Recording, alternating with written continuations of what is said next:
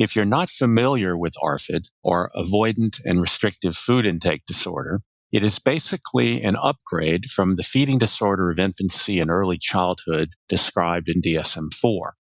For years, pediatricians have been dealing with what has been termed non-organic failure to thrive in the older literature.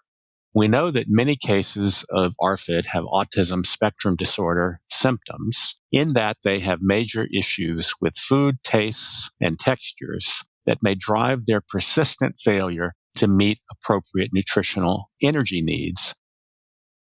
And that leads to one of the following: significant weight loss or failure to achieve expected growth, significant nutritional deficiency, dependence on enteral feeding or oral nutritional supplements, and marked interference with psychosocial functioning.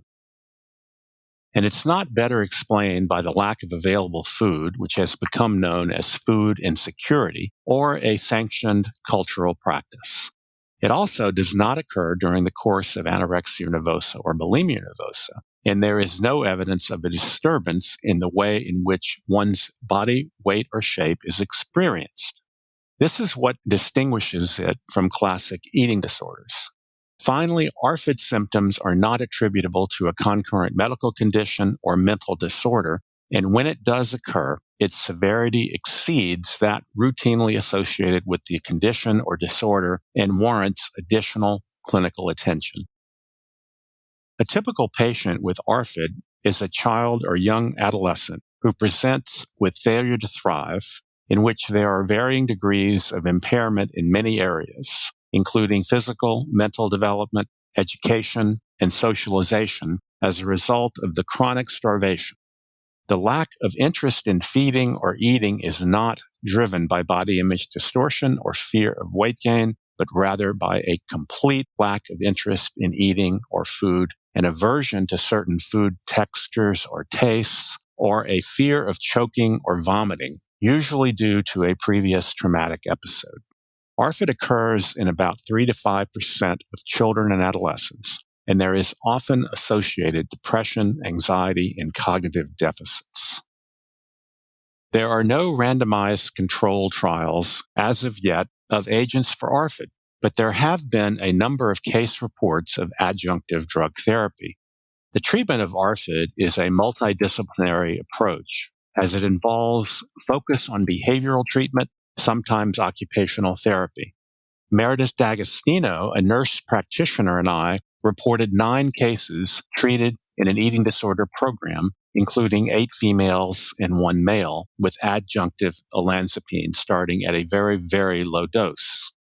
Average dose in this study was 0.9 milligrams. What you don't want to do is overwhelm any patient or their family members with over-sedation. We found that there was significantly greater weight gain after introducing olanzapine in these individuals with ARFID, and they had marked improvements in their clinical global impression scale. Not only did the weight increase and the feeding behavior improve, but reduction of associated anxious, depressive, and cognitive symptoms also very much improved. The same kind of story was reported a year later by Spedaghi and Associates regarding 6 cases.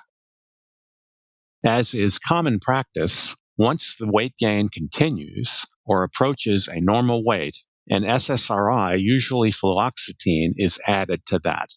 Gray and Associates from the University of California at San Diego reported a retrospective chart review of 14 cases treated with mirtazapine. There were a number of concurrent diagnoses, which tends to be the rule in feeding and eating disorders rather than the exception. They found that there was a significantly higher rate of increase in BMI. The judicious use of low-dose olanzapine, when used as an adjunct to other treatment modalities, may facilitate eating, weight gain, and the reduction of anxious, depressive, and cognitive symptoms.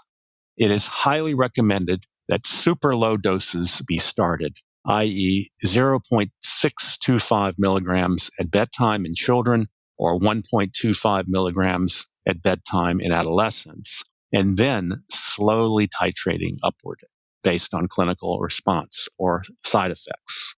But such low doses ensure the minimization of side effects, and evidence suggests positive responses to very low doses in terms of weight gain and reduction of anxious, depressive, and cognitive symptoms in conjunction with other therapies.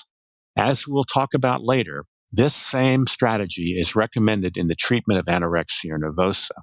Treatment continues indefinitely until normalization of eating behavior and developmental milestones occur or normalize. So the key points to this video: there are no randomized, double-blind, placebo-controlled trials of any psychopharmacological agents for ARFID, only published retrospective case reports.